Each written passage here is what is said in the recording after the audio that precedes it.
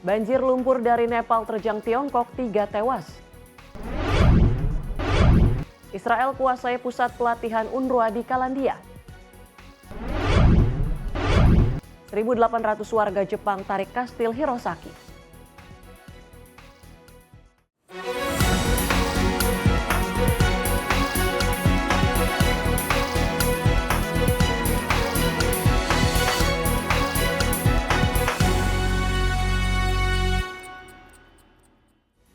Halo pemirsa, Sorotan Dunia kembali hadir menemani Anda dengan rangkaian informasi seputar isu global. Bersama saya Tiara Dianti dan inilah Sorotan Dunia selengkapnya. Pemirsa, banjir bandang menerjang sejumlah wilayah di Nepal menyebabkan kerusakan luas dan menelan puluhan korban jiwa. Hingga kini ratusan orang masih dilaporkan hilang, termasuk ratusan turis yang tengah berada di kawasan terdampak.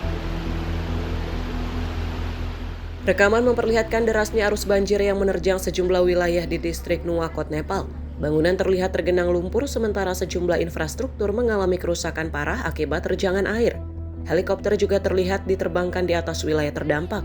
Banjir bandang terjadi pada Rabu pagi 26 Agustus 2026 dan menerjang Timure serta Shabrubesi di Rasua, wilayah yang dihuni sekitar 50.000 orang. Arus banjir kemudian bergerak ke hilir, melintasi Nuwakot hingga mencapai wilayah Dading. Sampai saat ini tercatat 98 orang dilaporkan tewas dalam bencana ini. Sementara itu, sekitar 400 turis yang sebagian besar merupakan warga negara asing masih dinyatakan hilang. Pasar, rumah warga, jalan, jembatan, serta sejumlah infrastruktur lain rusak atau tersapu banjir. Proyek pembangkit listrik tenaga air juga dilaporkan terdampak. Petugas masih melakukan pendataan untuk memastikan skala kerusakan dan jumlah korban secara keseluruhan. Angkatan Darat Nepal, Kepolisian Nepal, serta Angkatan Polisi bersenjata diterjunkan untuk melakukan operasi pencarian dan penyelamatan. Sejumlah helikopter militer dan tim medis juga dikerahkan untuk membantu evakuasi, serta memberikan pertolongan kepada warga terdampak.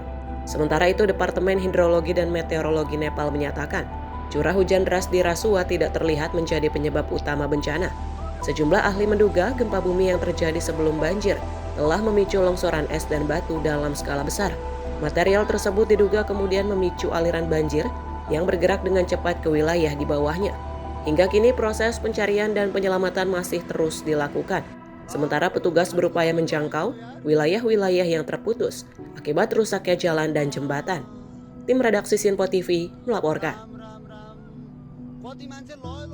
Sementara itu pemirsa, banjir lumpur dan air bah juga melanda perbatasan Nepal dan Tiongkok, tepatnya di wilayah Girong Giza.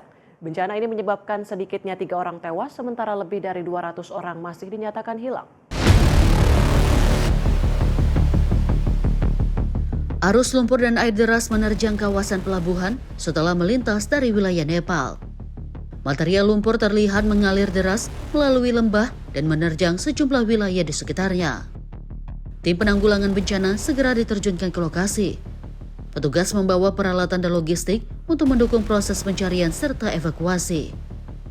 Otoritas Tiongkok menyebut banjir lumpur terjadi sekitar pukul 10.30 waktu setempat. Bencana terjadi setelah arus lumpur dan air dari Nepal menerobos perbatasan dan mencapai wilayah Girong. Presiden Tiongkok Xi Jinping memerintahkan operasi pencarian dan penyelamatan secara menyeluruh. Warga yang berada di lokasi berbahaya diminta segera dievakuasi, sementara korban luka harus segera mendapatkan perawatan.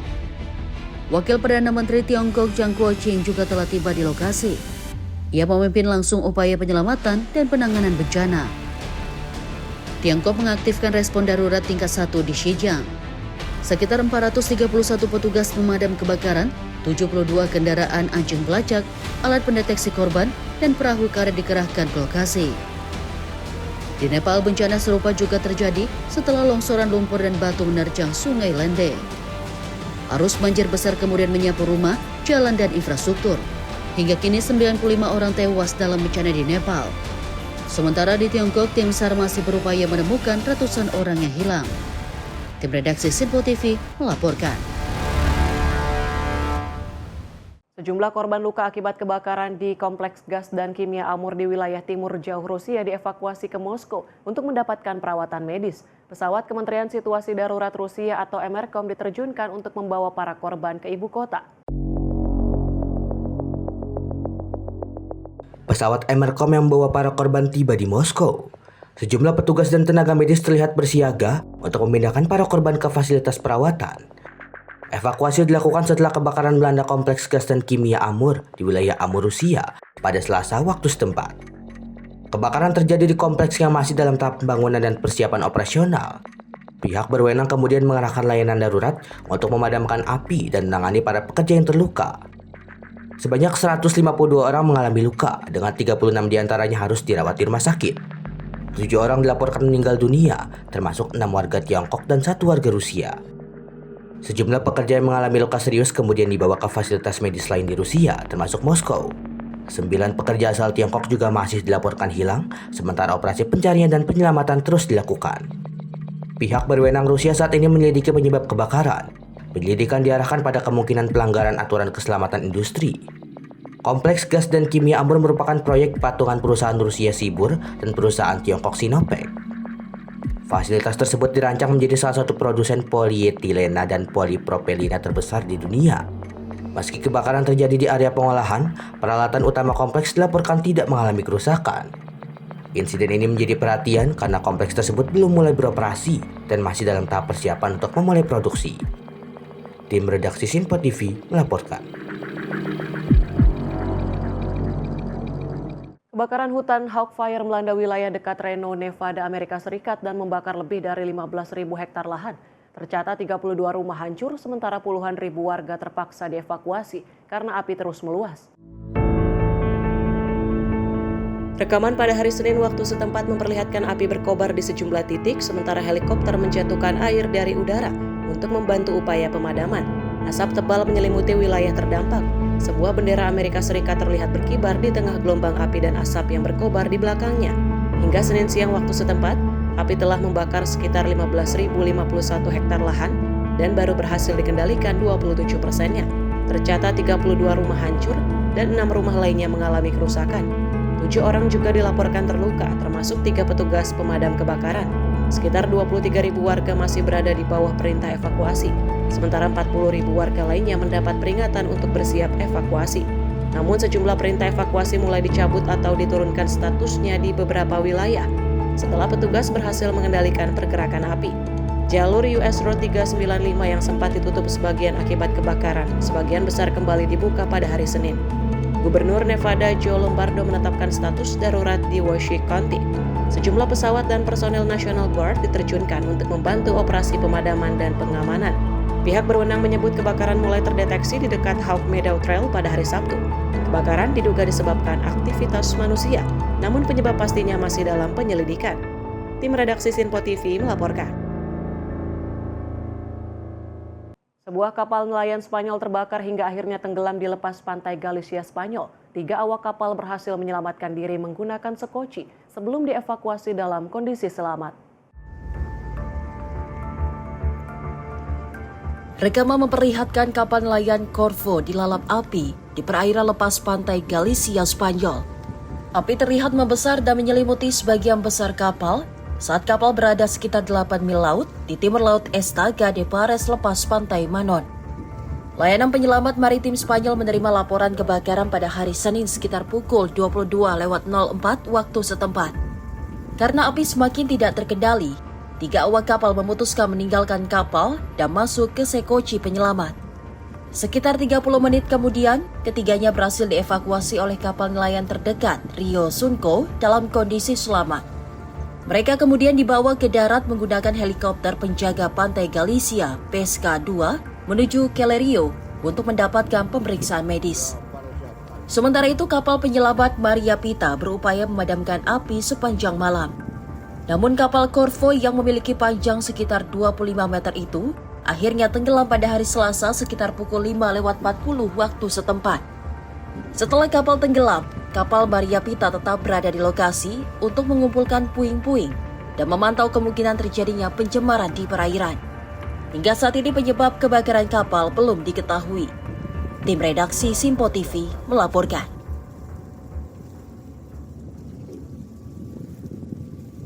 Empat 14 bayi dilaporkan tewas setelah kebakaran melanda bangsal ginekologi dan obstetri Institut Ilmu Kedokteran Pakistan di Islamabad. Insiden terjadi pada Rabu pagi dan memicu pengerahan petugas pemadam kebakaran, polisi, serta ambulan. Polisi dan pasukan keamanan terlihat berada di lokasi kejadian bersama sejumlah mobil pemadam kebakaran dan ambulans. Jendela-jendela yang pecah terlihat di gedung sementara warga dan keluarga pasien berkumpul di luar rumah sakit. Saksi mata Muhammad Wali mengaku berusaha memasuki gedung untuk membantu orang-orang yang terjebak di dalam.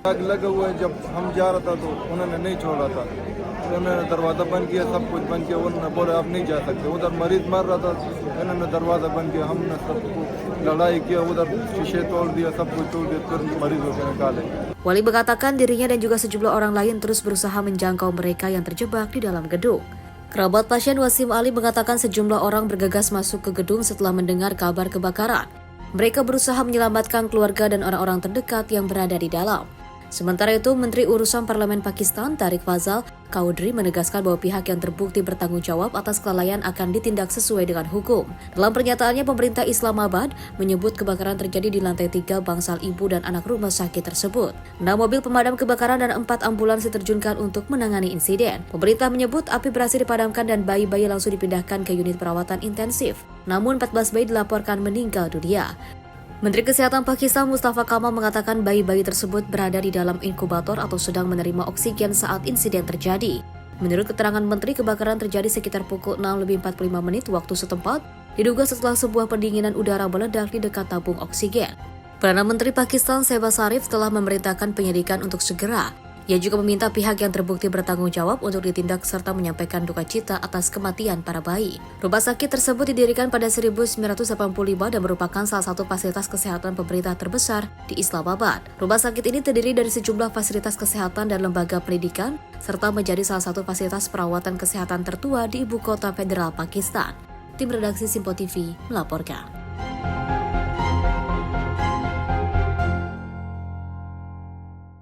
Bandara Internasional Matecana di Pereira, Kolombia kembali melanjutkan sebagian operasional domestik dan internasional setelah ditutup selama 2 pekan akibat kerusakan yang ditimbulkan gempa bumi magnitudo 7,4.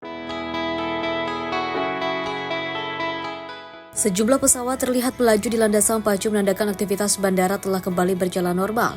Penyangga terlihat dipasang di sepanjang bagian atas fasad bangunan untuk menutup area yang mengalami kerusakan akibat gempa. Kerusakan pada area terminal menyebabkan saat ini hanya 2 dari 6 pintu keberangkatan yang dapat digunakan. Operasional bandara untuk sementara dipusatkan di lantai dasar, sementara perbaikan atap di lantai 2 masih berlangsung. El día de hoy, 26 de agosto del año 2026, tenemos programados entre entradas y salidas 10 vuelos. Gradualmente se irán realizando las aperturas y aumento de estos vuelos, ya que por las reparaciones y las refacciones que tenemos dentro de la terminal aérea, en este momento debemos arrancar paulatinamente con esta cantidad de vuelos. La idea es finalizar esta semana en un promedio entre 15 a 18 vuelos diarios para poder aumentar nuestra población de usuarios que van a salir y a entrar por el Aeropuerto Internacional Matecana. Jumlah penerbangan akan ditingkatkan secara bertahap seiring dengan berlanjutnya proses perbaikan di terminal. Sejumlah penumpang mulai tiba di Pereira setelah bandara kembali dibuka. Gempa bumi yang juga mengguncang Kolombia pada 10 Agustus menimbulkan korban dan kerusakan besar. Berdasarkan data resmi, 331 orang tewas dan 4.449 orang mengalami luka-luka. Kerusakan material juga meliputi 33.299 rumah hancur, sementara 186.233 rumah lainnya mengalami kerusakan. Dibukanya kembali Bandara Matecana diharapkan dapat membantu memulihkan aktivitas transportasi dan juga mempermudah masyarakat untuk kembali ke daerah terdampak. Tim redaksi Simpo TV melaporkan. Seekor paus dengan panjang sekitar 12 meter ditemukan mati terdampar di pantai Playas de Tijuana, Meksiko pada Senin. Penemuan ini menarik perhatian warga dan wisatawan yang berada di sekitar lokasi. Mamalia laut tersebut tergeletak di atas pasir dengan sejumlah tanda pembusukan. Beberapa burung terlihat mendekati bangkai paus, sementara warga dan wisatawan mengambil foto dari jarak dekat. Menurut laporan media lokal, pihak berwenang telah menerima laporan terkait penemuan tersebut. Petugas diperkirakan akan mengambil sampel untuk mengidentifikasi spesies paus sekaligus mengetahui penyebab kematiannya. Y créanmelo, para mí fue una novedad ahorita porque yo normalmente vengo a diario a correr y a caminar aquí en la playa. Nunca lo había visto, desconozco, pero siento yo porque le comentaba aquí al compañero que el viernes y el sábado tuve la oportunidad de verlas, que sería unos 25 metros adentro. No sé si esta sería una de ellas. Carlos mengaku hampir setiap hari datang ke kawasan tersebut, namun ia belum pernah melihat paus sebesar itu terdampar dalam kondisi mati. Warga lainnya, Eder Marquez, menyampaikan bahwa kekhawatirannya terkait kondisi lingkungan dan polusi di sekitar pantai. Meski demikian, hingga kini belum ada konfirmasi mengenai penyebab kematian paus tersebut. Pihak berenang akan terus menyelidiki apakah paus mati karena sebab alami atau mengalami insiden seperti terjerat jaring ikan. Belum diketahui apakah pemeriksaan akan dilakukan langsung di pantai atau bangkai paus akan dipindahkan ke fasilitas khusus. Laporan media lokal menyebut sekitar setahun lalu mamalia laut lainnya juga ditemukan mati di segmen pantai yang sama. Dalam beberapa kasus serupa di wilayah tersebut, pihak berwenang memilih mengubur bangkai hewan di dalam galian yang dibuat di pasir. Namun belum dipastikan apakah prosedur yang sama akan diterapkan terhadap paus yang ditemukan kali ini. Tim redaksi Simpo TV melaporkan.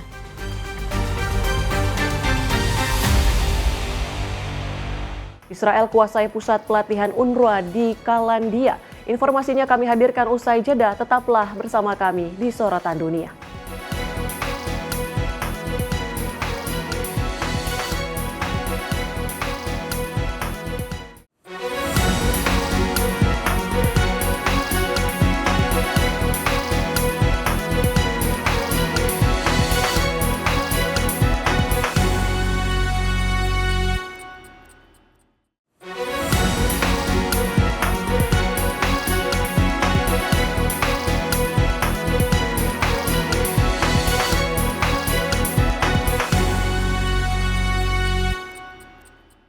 Anda kembali menyaksikan Sorotan Dunia dan informasi kami lanjutkan.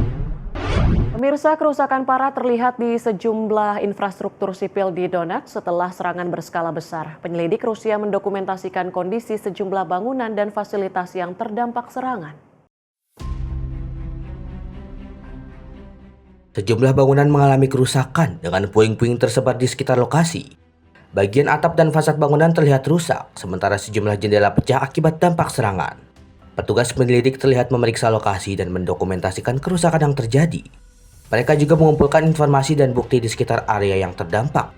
Serangan tersebut dilaporkan menyebabkan kerusakan pada infrastruktur sipil di sejumlah bagian kota Donetsk. В настоящее время сотрудниками Следственного комитета России производится осмотр и фиксация последствий массированной вооруженной атаки на жилые кварталы центральных районов Донецка. Так, в ходе осмотра места происшествия установлено, что в результате многочисленных атак повреждения и разрушения получили объекты гражданской инфраструктуры, многоквартирные жилые домостроения, а также легковые автомобили, которые находились... Kondisi tersebut menambah daftar kerusakan infrastruktur sipil di wilayah Donetsk yang telah lama terdampak perang Rusia-Ukraina. Hingga kini pihak berwenang masih melakukan pemeriksaan untuk menilai skala kerusakan dan mengidentifikasi dampak serangan. Kerusakan terhadap perumahan dan infrastruktur sipil menjadi salah satu dampak berat perang di Donetsk yang terus berlangsung sejak invasi skala penuh Rusia ke Ukraina pada 2022. Investigator juga berupaya menentukan jenis senjata yang digunakan serta mendokumentasikan lokasi-lokasi yang terdampak. Tim redaksi Simpo TV melaporkan. Pasukan dan kendaraan militer Israel terlihat bergerak di sejumlah wilayah di Nabatih, Lebanon Selatan.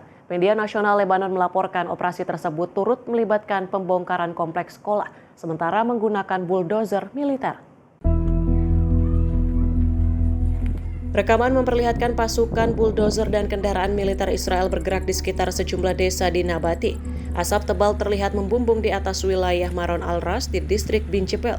Sementara pasukan dan kendaraan militer terlihat bergerak di sejumlah ruas jalan di Mais al-Jabal dan Houla. Kantor Berita Nasional Lebanon (NNA) melaporkan pasukan Israel terus melakukan operasi pengerukan dan pembongkaran di kota Houla. NNA juga melaporkan pasukan Israel melakukan operasi pembongkaran dan perusakan di bagian barat Mais al-Jabal. Di kawasan Bayeh, bulldozer militer Israel dilaporkan meratakan dan membongkar kompleks sekolah sementara yang dibangun dan diresmikan pemerintah kota Mais al-Jabal setelah perang terakhir. NNA juga menyebut pasukan Israel membawa sebuah truk berisi bahan peledak dan mulai memasang bahan peledak di sejumlah rumah yang diduga akan dihancurkan. Hingga saat ini militer Israel belum memberikan komentar terkait operasi tersebut. Dalam pernyataan sebelumnya, militer Israel berulang kali menyatakan pasukannya akan terus menghilangkan ancaman langsung di wilayah tersebut. Aktivitas ini berlangsung setelah Lebanon dan Israel menggelar putaran ke-7 perundingan langsung di Roma, Italia pada awal bulan ini dengan Amerika Serikat sebagai mediator. Perundingan membahas sejumlah isu termasuk penarikan pasukan Israel dari Lebanon Selatan, pengerahan tentara Lebanon, serta persoalan senjata Hezbollah.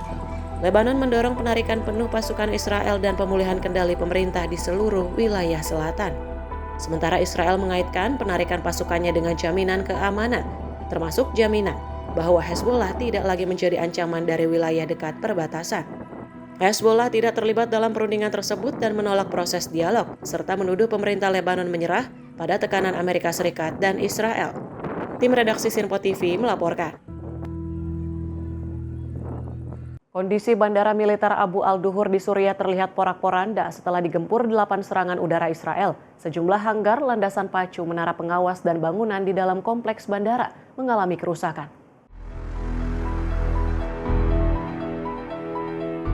Rekaman yang dirilis pada Senin 24 Agustus 2026 memperlihatkan kondisi Bandara Militer Abu al-Duhur di wilayah barat Laut Suriah beberapa hari setelah serangan udara Israel menghantam lokasi tersebut. Sejumlah fasilitas terlihat rusak, termasuk hanggar, landasan pacu, menara pengawas, dan bangunan di dalam area bandara. Perdana Menteri Israel Benyamin Netanyahu membenarkan bahwa Angkatan Udara Israel melancarkan serangan tersebut. Netanyahu menegaskan Israel tidak akan menerima kehadiran militer Turki yang bergerak semakin ke selatan di wilayah Suriah. Media Israel melaporkan serangan terjadi setelah sebuah delegasi Turki mengunjungi Bandara Abu al-Duhur. Pemerintah transisi Suriah kemudian mengecam serangan tersebut sebagai agresi yang tidak dapat dibenarkan, serta pelanggaran terang-terangan terhadap kedaulatan dan keutuhan wilayah Suriah. Meski Damaskus mengecam serangan Israel, Menteri Luar Negeri Suriah Asa'ad al-Syabani kemudian bertemu dengan Kepala Mossad Roman Goffman melalui mediasi Amerika Serikat. Pertemuan tersebut disebut sebagai bagian dari upaya meredakan ketegangan antara Suriah dan Israel.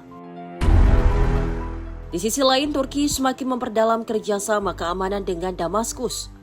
Turki diketahui memberikan pelatihan kepada pasukan Suriah sekaligus memasok sejumlah peralatan militer. Kerjasama yang semakin erat antara Turki dan pemerintah Suriah inilah yang dikhawatirkan Israel. Sejak pemerintah transisi Suriah mengambil alih kekuasaan di Damaskus pada Desember 2024, Israel terus memperluas kehadiran militernya di wilayah selatan Suriah. Israel juga mengerahkan pasukan ke zona penyangga, serta melancarkan serangan udara dan laut terhadap sejumlah peralatan militer Suriah. Israel menyatakan langkah tersebut dilakukan untuk mencegah senjata militer Suriah jatuh ke tangan pihak-pihak yang dianggap sebagai ancaman bagi Israel. Tim redaksi Sinpo TV melaporkan. Pasukan Israel masih berada di pusat pelatihan Kalandia milik Badan PBB untuk pengungsi Palestina atau UNRWA pada Rabu. Pengambil alihan fasilitas ini memicu kecaman dari pihak Palestina dan Perserikatan Bangsa-Bangsa. Kendaraan militer Israel terlihat bergerak di sekitar kompleks sementara sejumlah tentara ditempatkan di dalam fasilitas. Bendera Israel juga terlihat di area halaman pusat pelatihan. Pusat pelatihan Kalandia telah menyediakan pendidikan vokasi dan akademik bagi pengungsi Palestina selama lebih dari 7 dekade. Fasilitas ini menjadi tempat pelatihan bagi pengungsi dari berbagai wilayah di tebing barat termasuk Nablus dan juga Jenin serta para pengungsi dari Gaza. Salah seorang lulusan pusat pelatihan menyayangkan kondisi terkini. Menurutnya pengambil alihan fasilitas dapat menghilangkan kesempatan anak-anak pengungsi untuk mendapatkan pendidikan dan keterampilan. Pasukan Israel menyerbu dan juga mengambil alih fasilitas tersebut pada Selasa. Bendera Israel kemudian dikibarkan di halaman pusat pelatihan. Kementerian Luar Negeri Palestina mengecam tindakan tersebut dan juga menilainya sebagai tantangan baru terhadap upaya internasional dalam menangani masalah pengungsi Palestina. PBB juga menyatakan kecaman keras. PBB memperingatkan penutupan fasilitas dapat membatasi akses kaum muda Palestina terhadap pelatihan keterampilan. Pusat pelatihan Kalandia merupakan fasilitas UNRWA terakhir yang masih beroperasi di wilayah Yerusalem Timur dan sekitarnya. Pengambil alihan ini berlangsung setelah Israel memberlakukan undang-undang yang melarang UNRWA beroperasi di wilayah yang diklaim sebagai bagian dari wilayah Israel.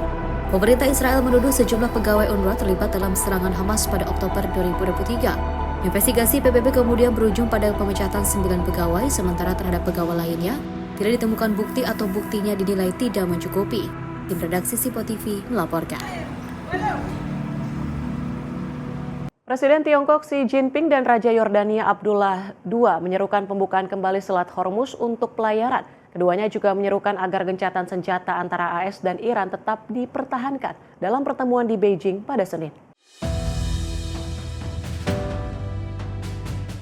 Presiden Xi Jinping dan Raja Abdullah II menghadiri upacara penyambutan resmi di Balai Besar Rakyat Beijing. Keduanya kemudian menyaksikan penandatanganan sejumlah perjanjian kerjasama. Kesepakatan tersebut mencakup berbagai bidang, termasuk urusan luar negeri, ekonomi dan perdagangan, rantai industri dan pasokan, serta kerjasama peradilan.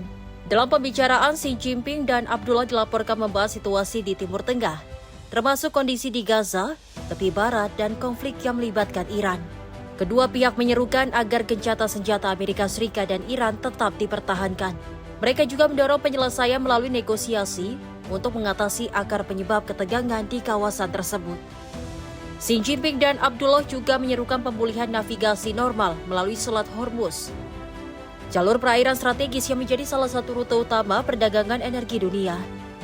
Kunjungan Raja Abdullah ke Tiongkok berlangsung dari 18 hingga 24 Agustus atas undangan Presiden Xi Jinping.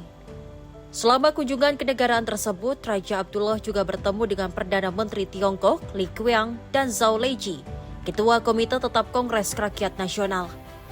Abdullah turut mengadakan pertemuan dengan perwakilan dunia usaha Tiongkok. Kunjungannya meliputi sejumlah kota termasuk Beijing, Shanghai, dan Shenzhen. Perkembangan ini terjadi ketika konflik Amerika Serikat dan Iran memasuki bulan ke-6. Upaya gencatan senjata disebut masih menghadapi hambatan. Sementara pembatasan pengiriman melalui Selat Hormuz terus mengganggu perdagangan energi global. Sebelum konflik, sekitar 1/5 perdagangan minyak dan gas alam cair dunia diketahui melintasi Selat Hormuz.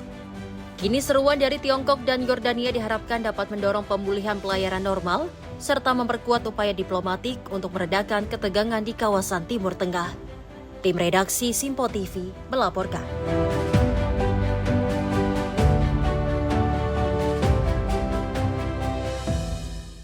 Sebuah bom udara sisa Perang Dunia Kedua ditemukan di saluran kapal Neukölln, Berlin, Jerman. Bom seberat 100 kg ditemukan saat pekerja melakukan aktivitas di saluran dan membuat ribuan warga harus dievakuasi.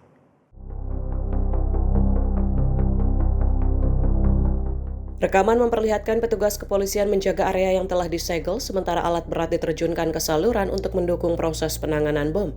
Warga terlihat menyaksikan dari kejauhan saat petugas berupaya mengamankan lokasi penemuan. Juru bicara kepolisian Berlin Martin Halweg mengatakan bom ditemukan sekitar pukul 10:40 saat pekerja melakukan pekerjaan di saluran. Bom tersebut akan dijinakkan di lokasi penemuan. Untuk mengantisipasi risiko, petugas membentuk zona steril dengan radius 500 meter dari titik penemuan. Sekitar 5.600 rumah tangga terdampak kebijakan evakuasi tersebut. Lebih dari 200 personel kepolisian bersama petugas darurat diterjunkan untuk memastikan warga meninggalkan area. Petugas juga mendatangi rumah-rumah dan menggunakan kendaraan dengan pengeras suara untuk menyampaikan peringatan evakuasi. Pemerintah distrik setempat menyiapkan tempat penampungan darurat di Sekolah Adolf Reichwein di Bohmische Straße.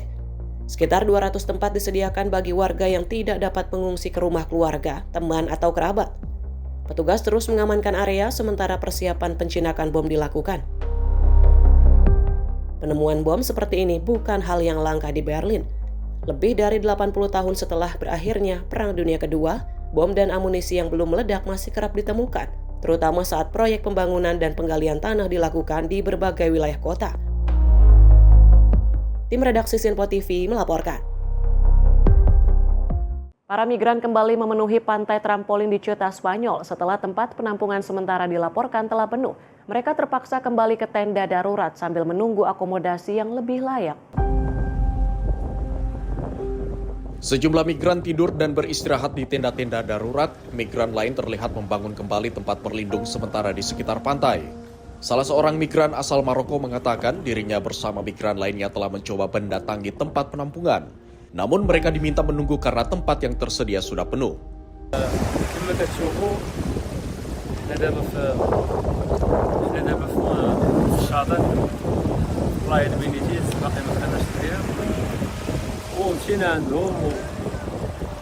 ولكن لقيناهم عامرين قالوا مشينا عندهم وردونا قالوا لنا نستناو شويه واحد اليومين لما يزيدوا ملاجئ اكثر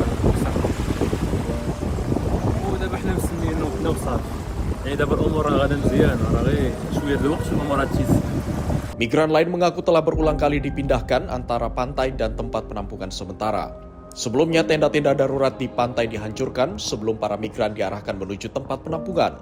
Namun setelah tiba, mereka kembali menemukan tempat tersebut telah penuh. Para migran kini kembali mendirikan tenda di pantai sambil menunggu pihak berwenang menemukan solusi akomodasi bagi mereka. Pihak berwenang Spanyol sebelumnya mulai memindahkan para migran dari pantai ke tempat penampungan sementara pada 20 Agustus. Sekitar 1.700 orang dilaporkan telah dipindahkan pada pagi hari tersebut, namun ratusan migran kembali ke pantai hanya dalam hitungan jam.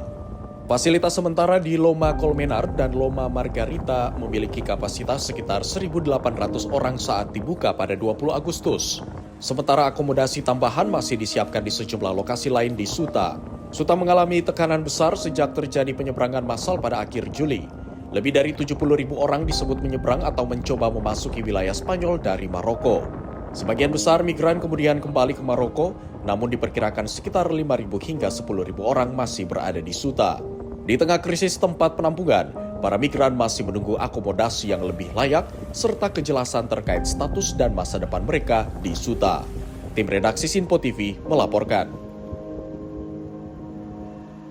Sementara itu, para migran yang terdampar di Ceuta, wilayah kantong Spanyol di Afrika Utara, beralih ke kios-kios jalanan darurat untuk mendapatkan uang dan membeli makanan.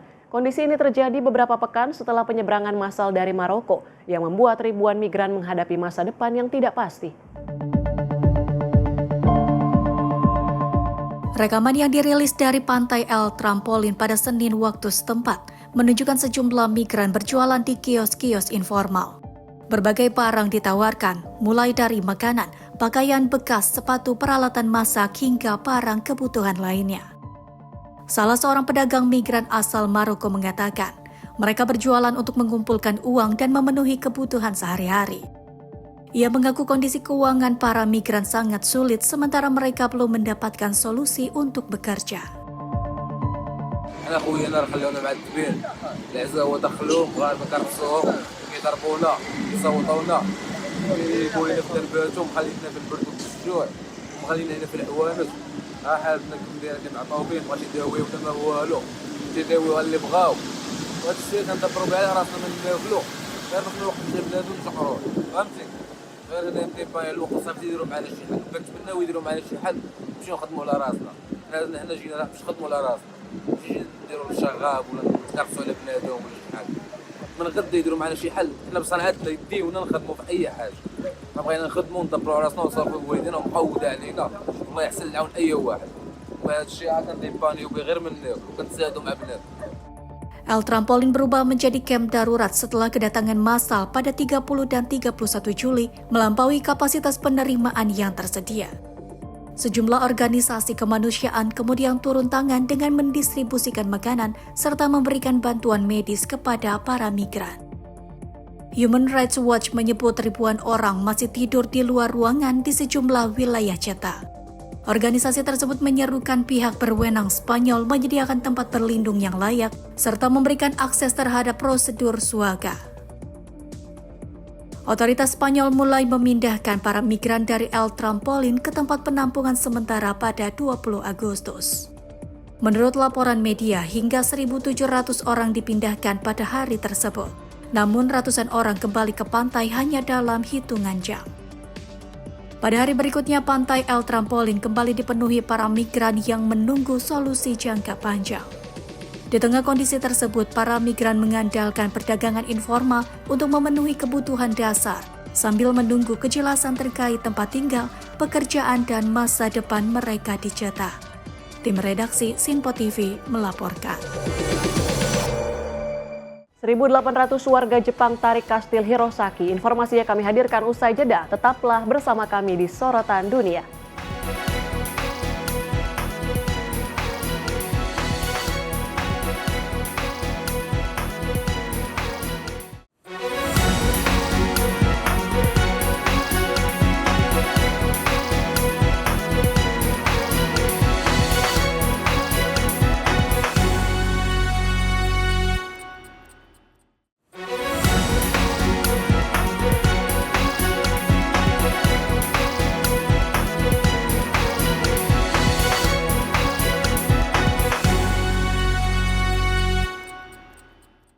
Terima kasih Anda masih bersama kami di Sorotan Dunia.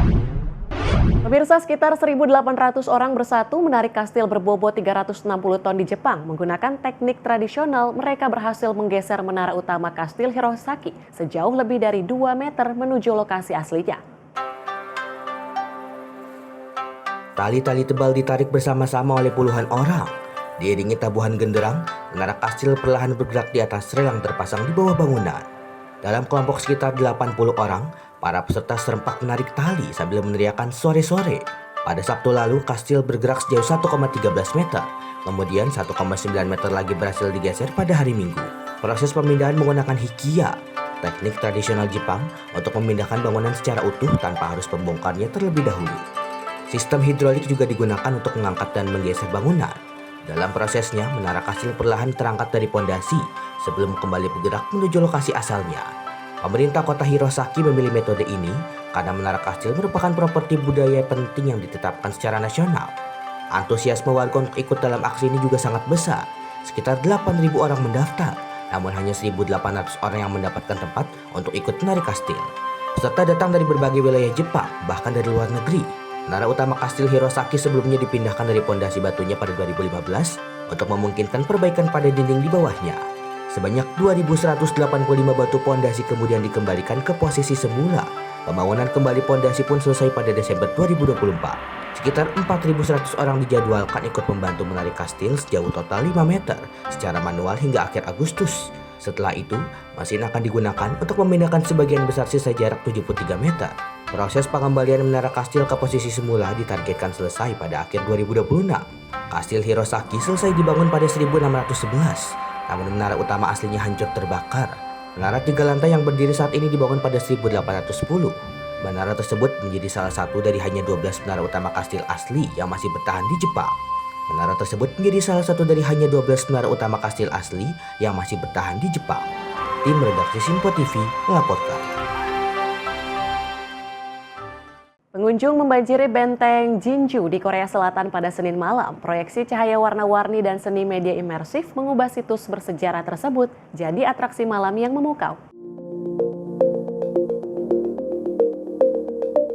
Para pengunjung berkumpul di gerbang benteng untuk menyaksikan proyeksi cahaya animasi yang menerangi fasad bangunan. Proyeksi cahaya juga menyorot patung Jenderal Kim Si-min, sementara pohon-pohon yang dibungkus lampu LED biru, serta jalan setapak yang juga diterangi lentera menciptakan suasana semarak di sekitar benteng.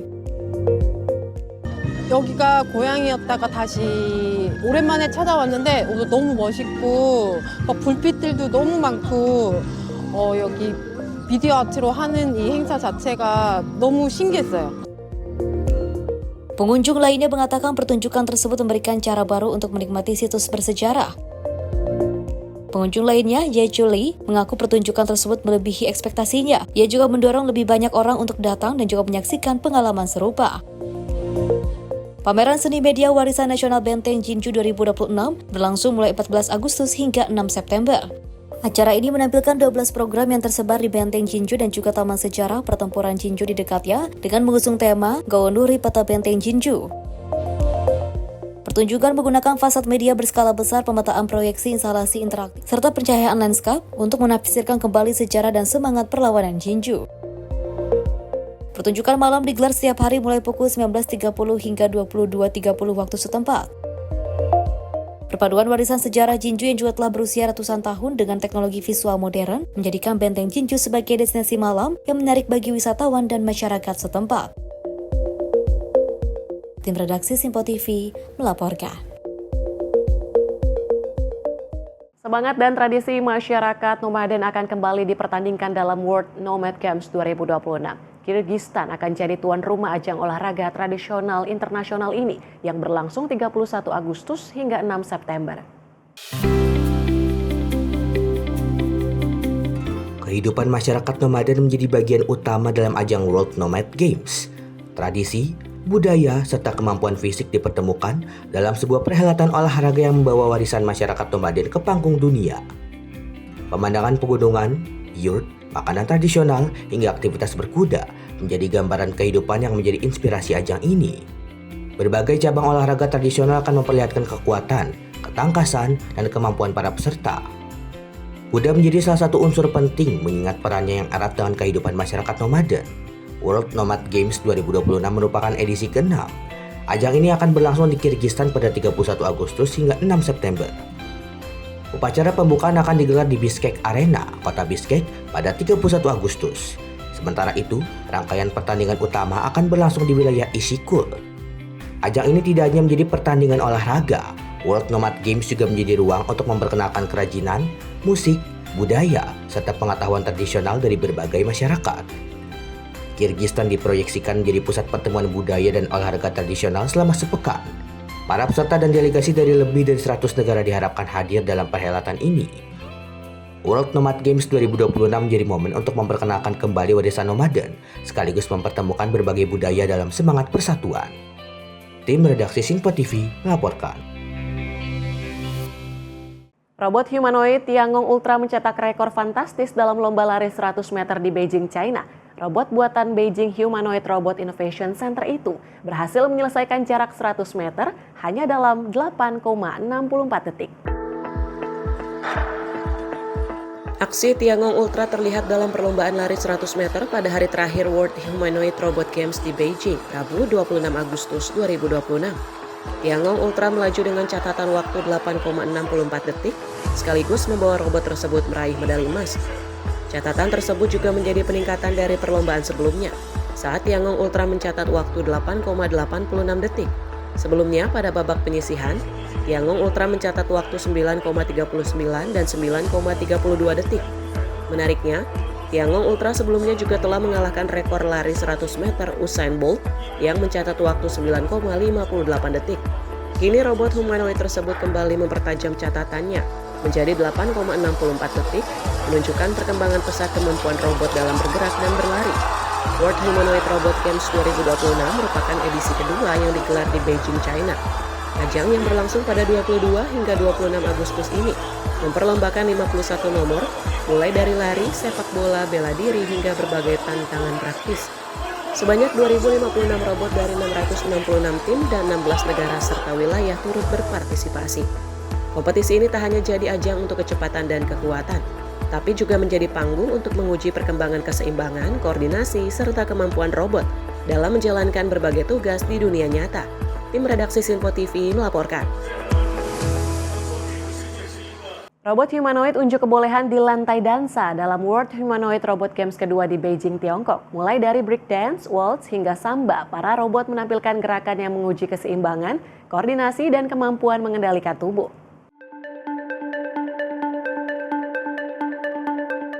Beginilah aksi robot-robot humanoid saat turun ke lantai dansa di Beijing. Mereka menampilkan berbagai gerakan mulai dari street dance, cheerleading, hingga dansa olahraga. Beberapa robot bahkan mampu melakukan gerakan breakdance yang membutuhkan keseimbangan dan kontrol tubuh tingkat tinggi. Tahun ini, program kompetisi tari diperluas menjadi 3 kategori dengan lebih dari 100 tim mendaftar. Untuk pertama kalinya, kompetisi dansa olahraga juga memperlombakan gerakan waltz dan samba secara berpasangan. Juri street dance Li Chun menilai kemampuan robot melakukan gerakan sulit menjadi salah satu hal yang paling menarik dalam kompetisi. Menurutnya, robot memiliki cara berbeda dalam menghasilkan tenaga saat melakukan gerakan karena mengandalkan sendi dan bagian tubuh yang berbeda dengan manusia. Di balik gerakan yang terlihat menghibur, kompetisi ini sebenarnya jadi ujian bagi kemampuan perangkat keras dan perangkat lunak robot. Mesin-mesin tersebut memiliki sistem penghubung yang menyerupai sistem otot dan rangka manusia. Untuk melakukan gerakan kompleks di lantai, robot membutuhkan tubuh yang kuat serta tenaga dan kecepatan yang cukup pada setiap modul sendi. Kemampuan mempertahankan keseimbangan saat bergerak cepat termasuk kemampuan mengatur ulang pusat gravitasi setelah bertabrakan, juga jadi indikator perkembangan teknologi robot humanoid. Gao Qian, Wakil Direktur Kantor Urusan Akademik Beijing Dance Academy menilai, kemampuan tari robot ke depan berpotensi melengkapi pertunjukan pariwisata budaya dan produksi panggung, termasuk pertunjukan yang melibatkan manusia dan robot. World Humanoid Robot Games berlangsung selama 5 hari, pada 22 hingga 26 Agustus di National Speed Skating Oval Beijing yang dikenal dengan nama Ice Ribbon. Sebanyak 666 tim dan 2.056 robot ikut kompetisi dalam 51 nomor pertandingan, mulai dari atletik, sepak bola, seni bela diri, hingga berbagai ujian kemampuan praktis. Beijing sebelumnya juga jadi tuan rumah World Humanoid Robot Games perdana pada 2025. Tim redaksi Sinpo TV melaporkan. Sementara itu, ribuan muslim memadati jalanan Hyderabad, India untuk memperingati Maulid Nabi Muhammad. Perayaan diisi prosesi keagamaan yang jadi salah satu agenda terbesar di kota tersebut.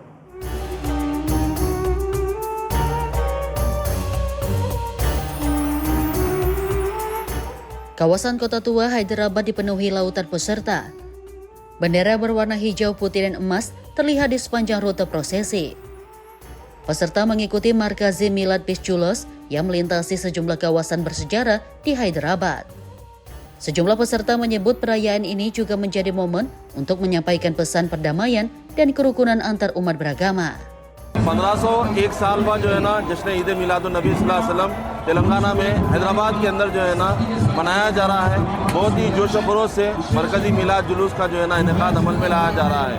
आज अल्हम्दुलिल्लाह आप देख रहे हैं शहर में गंगा जमुना तहजीब के तौर पर हर मुसलमान एकजुटती के साथ हर कम्युनिटी के हिंदू रहो, चाहे मुसलमान रहो, चाहे सिख हो, ईसाई हो, दलित रहो, कोई भी रहो, उसको लेकर के जो है ना आज अमन शांति का एक पैगाम जो है ना हम पहुंचा रहे हैं।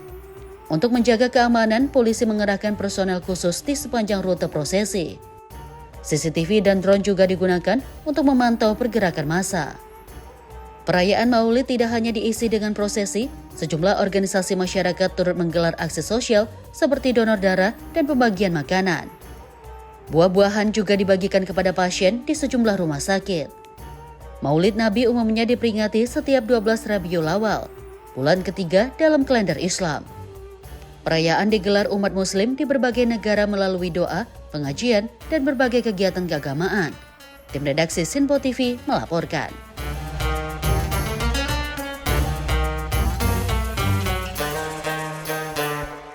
Penggalian arkeologis di tempat suci Santa Rosa de Lima, Peru mengungkap 6 makam manusia utuh. Para peneliti juga menemukan sisa-sisa rumah sakit Roh Kudus yang diperkirakan berdiri sejak abad ke-16. Rekaman video menunjukkan proses penggalian di area taman tempat suci Santa Rosa de Lima. Sejumlah sisa kerangka manusia, pecahan bejana, serta lantai tua ditemukan di lokasi. Koordinator tim arkeologi Pro 5, Ernesto Olazo, mengatakan temuan tersebut berada di sekitar 70 cm di bawah permukaan kota saat ini. Nos encontramos en los jardines del santuario de Santa Rosa de Lima a 70 centímetros de profundidad de la superficie actual de la ciudad y hemos registrado una serie de evidencias arquitectónicas que corresponden al antiguo Hospital del Espíritu Santo que tenía una iglesia adjunta como costumbre de la época. Precisamente estamos parados en la nave de la iglesia del Espíritu Santo que atendía principalmente y originalmente a marinos. Rumah sakit Roh Kudus diketahui didirikan pada 1575. Fasilitas tersebut memiliki kapasitas hingga 70 tempat tidur dengan sekitar 30 hingga 40 tempat tidur digunakan secara bersamaan. Dari hasil penggalian, tim arkeologi telah menemukan 6 makam utuh. Sisa-sisa kerangka ditemukan dalam posisi telantang dengan tangan di bagian dada atau sejajar dengan tubuh. Para peneliti juga menemukan ossuary atau tempat untuk menyimpan sisa-sisa kerangka yang diduga digunakan ketika ruang pemakaman dan ruang bawah tanah rumah sakit sudah penuh. Meski pada awalnya rumah sakit tersebut melayani para pelaut pria, analisis awal menunjukkan salah satu jenazah yang ditemukan merupakan perempuan. Peneliti menilai fungsi rumah sakit kemudian berkembang dan melayani masyarakat yang lebih beragam. Rumah sakit ini disebut memiliki sistem pelayanan kesehatan yang menyerupai sistem asuransi pada masa kini. Temuan lain berupa lantai batu bulat dengan motif bunga 6 kelopak yang ditemukan di dekat bekas pintu masuk rumah sakit. Tim juga menemukan pecahan ubin Valencia yang diperkirakan berasal dari abad ke-18. Para arkeolog juga menyebut situs ini memiliki keterkaitan dengan periode kehidupan Santa Rosa de Lima. Masa hidup Santa Rosa disebut beririsan dengan periode berdirinya rumah sakit tersebut pada akhir abad ke-16. Kini para peneliti berupaya mengungkap tata letak lengkap bangunan rumah sakit dan gereja Roh Kudus. Mereka juga meneliti perubahan kawasan tersebut sebelum berdirinya gereja Santa Rosa de Lima yang ada saat ini. Tim redaksi Sinpo TV melaporkan. Kebun Binatang Moskow, Rusia menggelar pesta untuk merayakan ulang tahun ketiga panda raksasa terkenal Katyusha. Perayaan digelar pada Senin di Pavilion Fauna Tiongkok, bagian lama Kebun Binatang Moskow.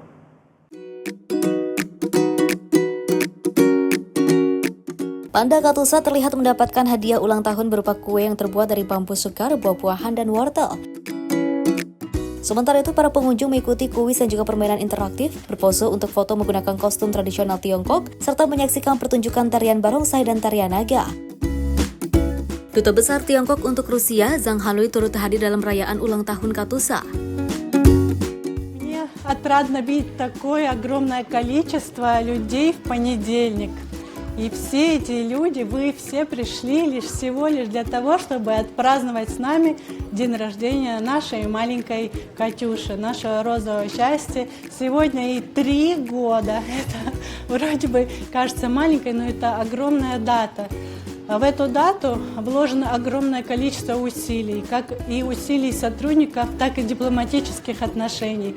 Поэтому мне хотелось бы, конечно, сказать огромное спасибо китайскому народу, огромное спасибо лидеру Китая, огромное спасибо полномочному послу Китая в Российской Федерации за оказанное доверие и за возможность поработать в этой замечательной природоохранной программе по сохранению такого редкого и изумительно интересного вида. Akulova juga menyampaikan terima kasih kepada rakyat Tiongkok, memimpin Tiongkok Xi Jinping, serta Duta Besar Tiongkok atas kepercayaan dan kesempatan untuk menjalankan program konservasi panda. Program tersebut bertujuan membantu melestarikan salah satu spesies langka dan menarik di dunia. Zhang mengatakan Katusa telah tumbuh sehat dan kuat dan juga menyebutnya sebagai hasil dari hubungan persahabatan antara Tiongkok dan Rusia. Perayaan ulang tahun Katusa juga diramaikan dengan berbagai kegiatan untuk pengunjung. Mereka dapat mengikuti lokakarya menggambar, kuis, berfoto, dan juga menggunakan kostum tradisional Tiongkok, serta mengunjungi stasiun teh untuk mempelajari kebiasaan minum teh tradisional. Para tamu juga dapat mencoba es krim dengan bentuk berbagai hewan. Perayaan bertajuk Katusa Panda Week akan berlangsung sepanjang pekan ini di Kebun Binatang Moskow. Tim redaksi Simpo TV melaporkan. Dan pemirsa, informasi tadi sekaligus menutup jumpa kita kali ini. Saya Tiara Dianti, mewakili seluruh kerabat kerja yang bertugas, pamit undur diri. Terima kasih dan sampai jumpa.